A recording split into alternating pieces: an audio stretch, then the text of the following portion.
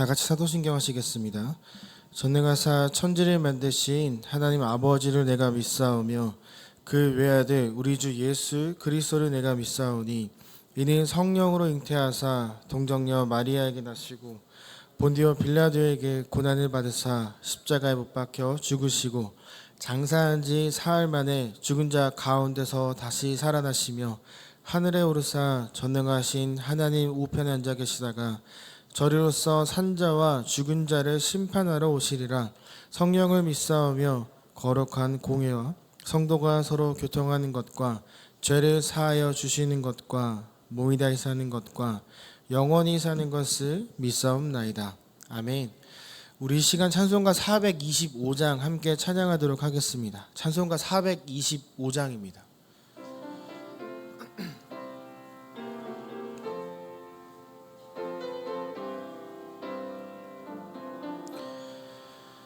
주님의 뜻을 이루소서. 고요한 중에 기다리니 진흙과 같은 날 빚으사 주님의 형상 만드소서. 주님의 뜻을 이루소서. 주님 발 앞에 엎드리니 나의 맘속에 살피시사 눈보다 희게 하옵소서. 주님의 뜻을 이루소서. 병들어 몸이 피곤할 때 권능의 손이 내게 펴사 강건케 하여 주옵소서. 주님의 뜻을 이루소서. 온전히 나를 주장하사 주님과 함께 동행함을 만민이 알게 하옵소서. 아멘. 아멘. 오늘 우리가 함께 나눌 하나님 말씀은 열왕기상 2장의 말씀입니다. 열왕기상 2장 26절에서 35절까지의 말씀을 함께 살펴보겠습니다. 구약성경 512면에 있는 열왕기상 2장 26절부터 35절까지를 교독하시고 한 절은 마지막 절은 같이 읽도록 하겠습니다. 제가 먼저 읽겠습니다. 왕이 제사장 아비아달에게 이르되 내 고향 아나돗으로 가라. 너는 마땅히 죽을 자이로되 내가 내 아버지 다윗 앞에서 주 여호와의 궤를 메었고 또 내 아버지가 모든 환난을 받을 때에 너도 환난을 받았은즉 내가 오늘 너를 죽이지 아니하노라 하고 여호와의 제사장 직분을 파면하니 여호와께서 실로에서 엘리 집에 대하여 하신 말씀을 응하게 함이더라. 그 소문이 요압에게 들림에 그가 여호와의 장막으로 도망하여 제단 뿔을 잡으니 이는 그가 다윗을 떠나 압살롬을 따르지 아니하였으나 아도니아를 따랐음이더라. 어떤 사람이 솔몬 왕에게 아뢰되 요압이 여호와의 장막으로 도망하여 제단 곁에 있나이다. 솔로몬이 여호야다의 아들 브나야를 보내며 이르되 너는 가서 그를 치라. 브나야가 여호와의 장막에 이르러 그에게 이르되 왕께서 나오라 하시느니라. 그가 대답하되 아니라 내가 여기서 죽겠노라. 브나야가 돌아가서 왕께 아뢰어 이르되 요압이 이리이리 내게 대답하더이다. 왕이 이르되 그의 말과 같이 하여 그를 죽여 묻으라. 요압이 까닭 없이 흘린 피를 나와 내 아버지 집에서 내가 제하리라. 여호와께서 요압의 피를 그의 머리로 돌려 보내실 것은 그가 자기보다 의롭고 선한 두 사람을 쳤음이니 곧 이스라엘 군사령관 넬의 아들 아브넬과 유다 군사령관 예델의 아들 아마사를 칼로 죽였음이라. 이 일을 내 아버지 다윗은 알지 못하셨나니 영영이 요압의 머리와 그의 자손의 머리로 돌아갈지라도 다윗과 그의 자손과 그의 집과 그의 왕 위에는 여호와께로 말미암는 평강이 영원히 있으리라. 여호야다의 아들 브나야가 곧 올라가서 그를 쳐 죽이매 그가 광야에 있는 자기의 집에 매장되니라. 왕이 이에 여호야다의 아들 브나야를 요압을 대신하여 군사령관으로 삼고 또 제사장 사독으로 아비아달을 대신하게 하니라. 아멘. 이 시간 새벽예배 나오시면서 8분의 성도님께서 1,000번 예물을 하나님 앞에 드렸습니다. 오늘 본문을 보면 솔로몬이 왕이 된 이후에 제사장 아비아달을 불러서 이런 이야기를 합니다. 아비아달, 넌 이제 너의 고향 아나도스로 돌아가라. 이 이야기는 제사장 아비아달에게 굉장히 큰 충격으로 다가왔습니다. 이스라엘의 모든 공적 예배를 담당해야 하는 제사장에게 예루살렘에서 북동쪽으로 약 5km 정도 떨어진 시골, 그의 고향으로 돌아가라는 것은 더 이상 너는 제사장의 역할을 감당할 수 없다라는 선고를 받은 것과 다르지 않기 때문입니다. 그러니까 이제 잠깐 고향에 내려가서 근신하다가 내가 다시 부를 때 와서 예배를 드려라라가 아니라 너는 이제 살아왔던 모든 이유, 해왔던 모든 직분들을 내려놓고 더 이상 제사장이 될 수 없다라고 이야기하는 것과 같기 때문입니다. 사실 솔로몬은 그 자리에서 아비아달을 죽일 수 있었습니다. 하지만 아무리 왕이라고 해도 제사장을 죽이는 것이 부담이 되기도 했고, 그래서 아버지와의 관계를 들어 설명하며 그를 살려줍니다. 하지만 아비아달에게 있어 이건 죽는 것과 비슷한 사형 선고를 받은 것과 같았습니다. 우리나라도 대통령이 바뀌면 그 감옥에 있는 사람들을 특별 사면을 주는 것처럼 솔로몬은 오늘 아비아달에게 특별 사면을 베풀고 있습니다. 그는 실제로 죽진 않았으나 제사장으로서, 제사장 가문으로서 더 이상 아무것도 할 수 없는 사형 선고를 받고 고향으로 돌아가게 됩니다.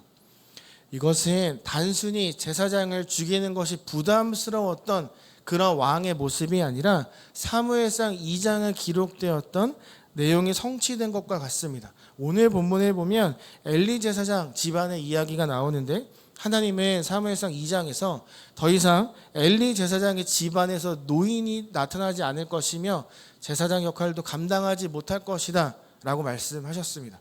그 말씀이 100년이 지나 오늘 성취되어지고 있다라는 것입니다. 그러니까 오늘 본문에 시간이 걸리더라도 하나님이 하신 말씀, 그 약속들은 곧 성취된다라는 것을 우리에게 이야기해 주고 있습니다.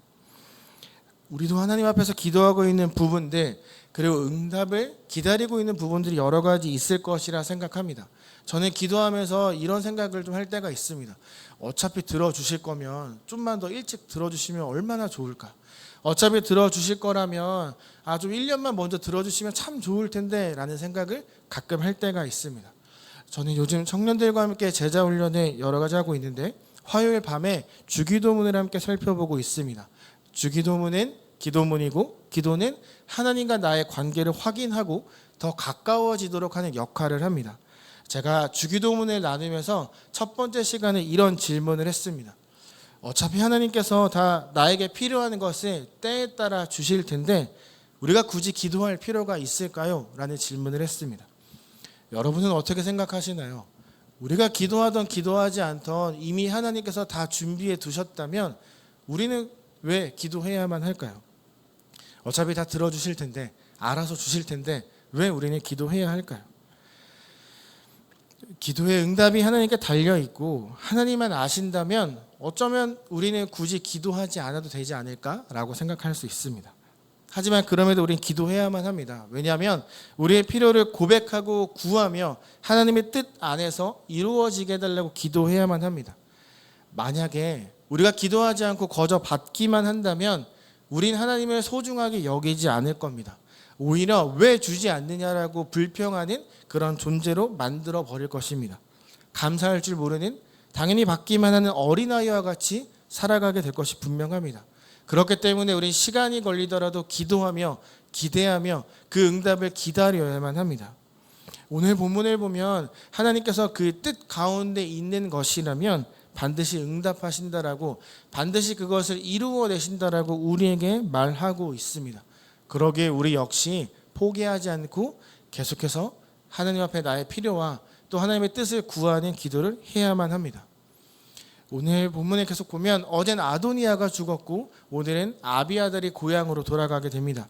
그리고 이제 마지막 남았던 요압 장군이 이 이야기를 다 듣고 겁이 나기 시작합니다. 왜냐하면 오늘 본문의 말씀처럼 그는 의롭고 선한 사람 2명을 죽인 전적이 있기 때문입니다.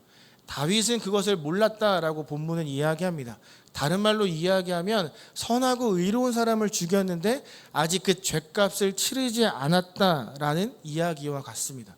요압은 그것을 알고 있었기 때문에 겁이 났고 장막으로 도망가서 제단의 뿔을 붙잡습니다. 이전에 보면 아도니아가 솔로몬의 자리를 빼앗아 왕이 되려 했다 실패했을 때 똑같이 제단의 뿔을 잡습니다. 제단의 뿔을 잡는다는 건 적절한 재판 과정을 통해 유죄 판결이 날 때까지 보호를 받는다라는 의미가 있습니다.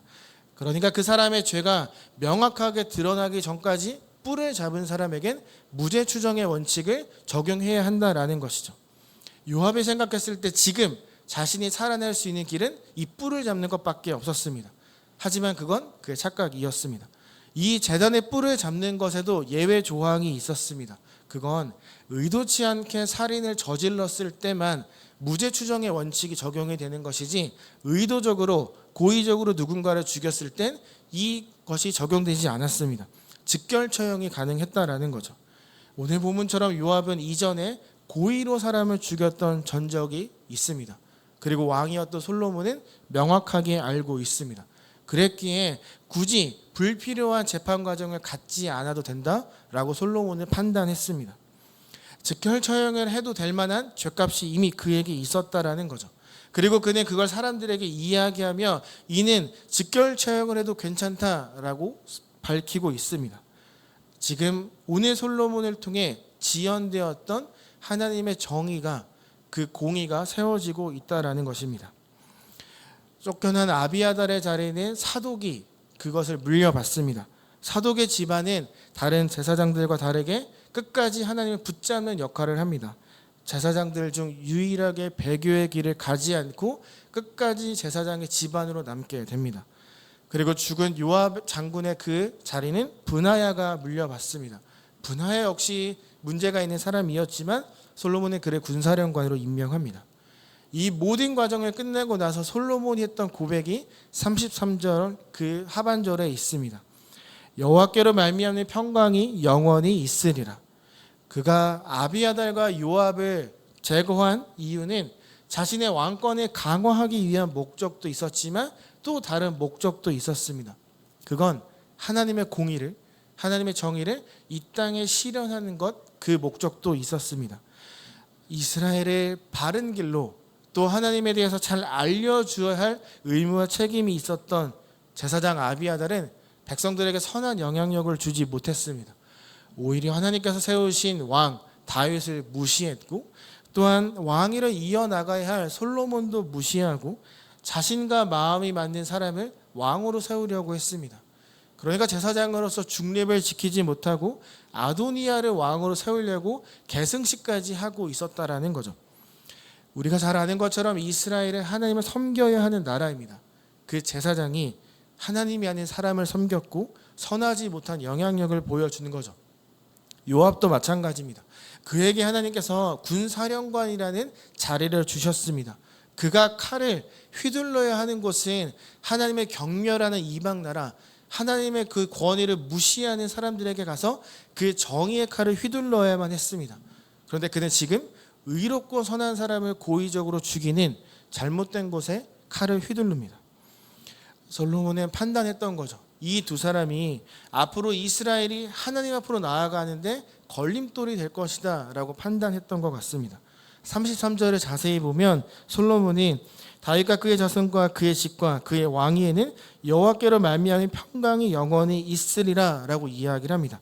이걸 잘 보면 어떻게 보면 이 두 사람을 죽인 이유가, 쫓아낸 이유가 우리 집안이 영원히 왕이 되기 위해서 한 것이다 라고 우리는 생각할 수 있습니다.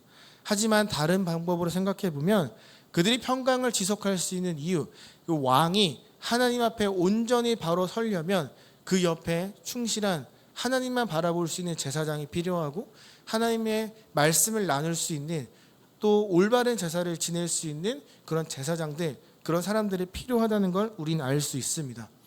다시 말해서 바르게 하나님의 말씀을 전하고 선한 영향력을 보여주는 사람들이 있어야만 솔로몬의 집안도 평강할 수 있고 솔로몬이 앞으로 이끌어가야 될 이스라엘 온 나라도 하나님 안에서 평강할 수 있다라는 것이죠. 그래서 솔로몬은 그 죄악을 제거하는 걸 선택하고 평강이 있기를 소원합니다. 사랑하는 제가족 여러분, 오늘 이 본문을 통해서 우리는 하나님께서 나에게 주시고 있는 평강을 깨뜨리는 것이 내 삶 가운데 무엇이 있는지 돌아보아야 할 것입니다. 우리는 이렇게 기도로 하루를 시작합니다. 찬양도 부르고 말씀도 읽습니다. 그리고 때론 밖에 나가서 하나님의 말씀을 전하기도 합니다. 그런데 곰곰이 생각해 보면 기도하는 것만큼 하나님 붙잡는 것만큼 내 마음속에 평강이 오래 지속되지 못하는 경우들이 있습니다. 오히려 화가 날 때도 있고 불평할 때도 있고 평강이 사라지는 그런 순간들을 우리는 경험할 때가 많습니다. 그것이 왜인지 오늘 생각해 보기를 간절히 소망합니다. 내가 그 평강을 유지할 수 없는 건 어떤 나의 습관일 수도 있고 나의 고집들이나 생각들이 하나님보다 앞서기 때문일 수도 있습니다. 저는 오늘 말씀 묵상하면서 내가 이러한 부분들 때문에 평강을 누리지 못하는구나 라는 걸 알게 되었습니다. 그래서 노트에 적어 두었습니다. 그것처럼 여러분들도 왜 내가 평강을 누리지 못하는지, 평강을 누리는데 방해되는 것들이 무엇인지 잘 알고 계실 것이라 생각합니다. 우리 지금 이제부터 기도하게 될 텐데 기도할 때 내 마음의 평강을 깨뜨리는 것이 무엇인지 생각나게 해달라고 기도하시고, 그리고 그것을 끊어낼 수 있는 용기와 결단의 은혜가 이 시간 나에게 있게 해달라고 꼭 고백하며 기도하기를 소망합니다. 그것을 마주해야 합니다. 그러지 않으면 우린 평강을 유지할 수 없습니다. 그것을 마주하지 않으면 우리는 은혜를 은혜답게 여기며 살아갈 수 없습니다. 꼭 기도하실 때 생각나게 해달라고, 그리고 생각나는 것으로 그치는 게 아니라 내 입술로 고백하며 끊어낼 수 있는 용기와 힘을 달라고. 그래서 오늘 하루는 정말 하나님이 주실 수 있는, 하나님에게만 받을 수 있는 평강이 내 삶 가운데 가득하게 해달라고, 그리고 그 평강이 나에게서 흘러넘쳐서 내 주위에 있는 모든 사람들도 동일한 평강의 은혜를 누리게 해달라고 꼭 간절히 기도하고, 그러한 은혜를 받고 돌아가시는 모든 사랑하는 제가족들 되시기를 소망하며 예수님의 이름으로 축복합니다. 제가 기도하겠습니다. 하나님, 오늘 본문을 통해서 우리는 하나님께서 주시는 평강을 구해야 한다는 것을 알게 되었습니다. 그런데 하나님, 그 평강을 유지하며 살아가는 게 참 어렵습니다. 우리의 마음을 흔들고 하나님을 지워가는 세상 속에 살아가는 게 참 어렵다는 것 또한 알고 있습니다. 그래서 하나님, 오늘 기도합니다. 나에게 평강을 달라고, 그리고 평강을 깨뜨리는 것들을 내가 끊어낼 수 있는 힘을 달라고 함께 기도하기를 소망합니다. 그러한 기도를 고백할 때 주님이 주시는 은혜와 결단과 용기가 우리 가운데 가득할 수 있기를 간절히 소망하며 사랑이 많으신 예수님의 이름으로 기도합니다. 아멘. 하늘에 계신 우리 아버지여, 이름이 거룩히 여김을 받으시오며 나라에 임하옵시며 뜻이 하늘에서 이룬 것 같이 땅에서도 이루어지니이다. 오늘날 우리에게 일용할 양식을 주옵시고 우리가 우리에게 죄 지은 자를 사하여 준 것 같이 우리 죄를 사하여 주옵시고 우리를 시험에 들게 하지 마옵시고 다만 악에서 구하옵소서. 대개 나라와 권세와 영광이 아버지께 영원히 있사옵나이다. 아멘.